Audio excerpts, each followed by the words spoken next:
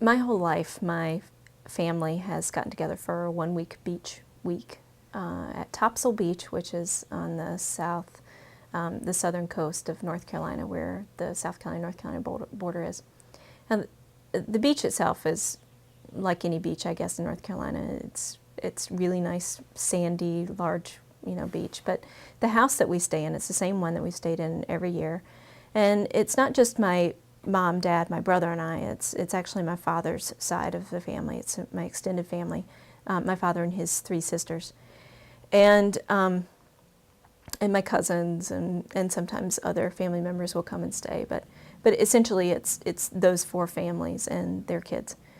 At this beach house, there's no air conditioning. So it was always pretty hot. But there's also no TV or really any contact with the outside world. We didn't have a telephone for a long time, though there is a telephone there now. And so as kids, we really had to find things to do to entertain ourselves. And not just as kids, I think that my parents and my aunts and their husbands, we all had to find things to do to entertain ourselves. Now, my father has a hard time sitting still, and so as long as I can remember, he's always been a collector. He's gone out and collected specifically shark's teeth. And on this particular beach is a place where there's always shark's teeth that have come up, washed up on the beach with the shells, little pieces of shells and stuff. And so he's just will pace up and down the beach in order to find shark's teeth. Now, in order to make it exciting, it's become a family competition. It's either two different competitions, I guess, or we've added different ones depending on what kind of teeth we found. But one would be who can find the most teeth, and another one is who can find the most unique teeth or tooth. And my father always wins. I should tell you that, because he's a little bit stubborn. He's also not very smart. Every year he gets sunburned. Now, you might think, yeah, so what? People get sunburned at the beach. But my father only gets sunburned on his feet, because the shark's teeth are right at where the water breaks, or not where it breaks, but where it hits the sand. And so he has to walk back and forth, and the lotion that he's already put, the sunblock that he's put on his feet, gets washed off by the waves. And he doesn't recoat his feet often enough. And so by the middle of the week, he can't even walk. But he's determined to win this competition of who's going to get the most teeth or the most unique tooth. And so he's out there and, grimacing, and he can't walk like he wants to, so he gets really upset, and it's just ridiculous. But it's become the family joke. We're all laughing about it. Well, how long is it going to take Barney to burn his feet this year? And so, but he always wins.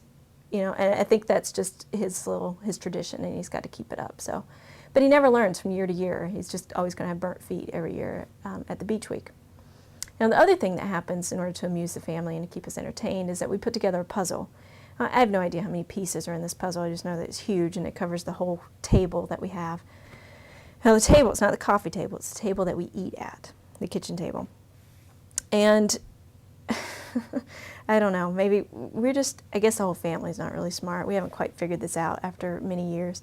But we sit at the table, and the pieces get put together, and oftentimes while we're eating, somebody's putting pieces together. Oh, there it is, and we're sticking the pieces together while we're eating. But inevitably, someone will put their elbows up on the table, and because of the humidity and not having air conditioning in the house, a piece will stick to their elbow, usually along here.